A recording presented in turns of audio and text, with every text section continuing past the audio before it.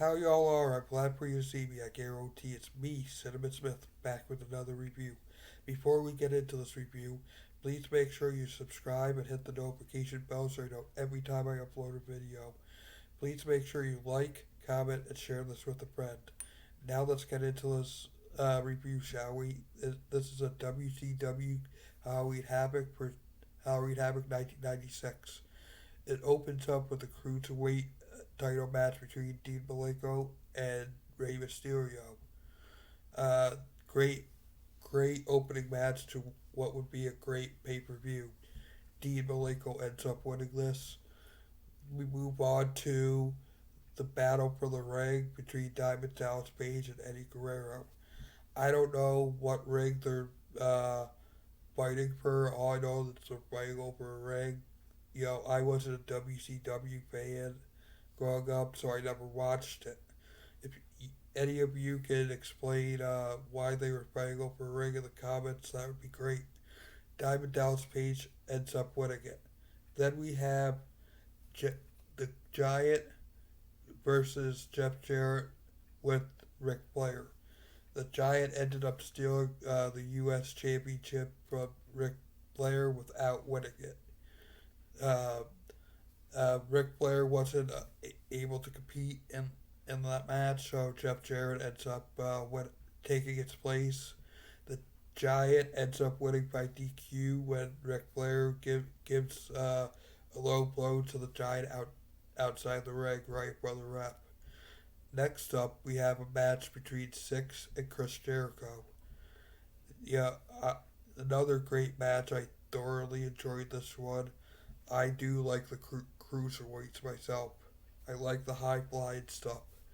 Uh, Six ends up winning this. NWO had Ted DiBiase, doing pre-match interviews and actually does ring announcements for the NWO during this pay-per-view. Next up, we have Lex Luger versus Arn Anderson. Uh, this was probably, in my opinion, the weakest match of them all. I couldn't get into this to save my life. Lex Luger ends up winning with a torture rack after he hit Arn Anderson with a chair outside the ring behind the ref's back. Uh, so so I think that's one of the reasons why I really didn't like it.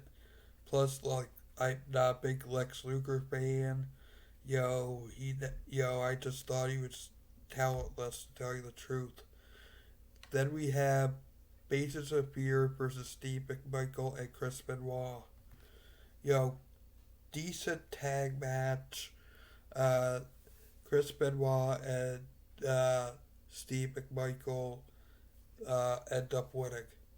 Then we have the WCW Tag Team Championship match between the Outsiders versus Harlem Heat, which has Sensational Sherry and I forget what the other guy's name is in their corner.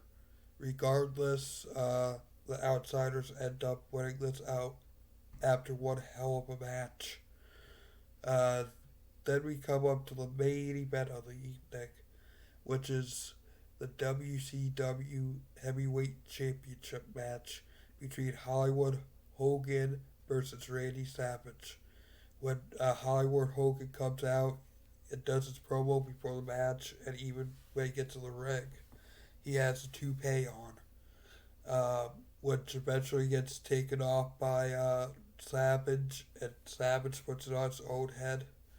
Once Hogan notices it's off, he tries to retreat to the back. Savage follows, brings him back to the ring. Somehow, later on the match, Miss Elizabeth comes out, uh, and so does the Giant to help out Hollywood Hogan because he's passed out. He not passed out, but knocked out in the middle of the ring. Uh, what which the Giant does the damage, rolls Savage back in.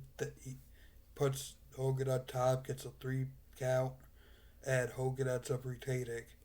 Afterwards,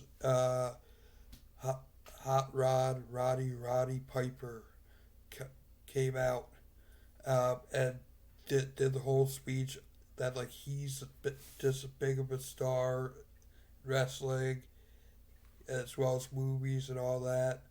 Blah blah blah. And that's how it goes off. They at one point during this pay per view they even auctioned off the Macho Man's uh, uh, the Macho Man monster truck. Until that next time, make sure you spread peace and love. I love you all.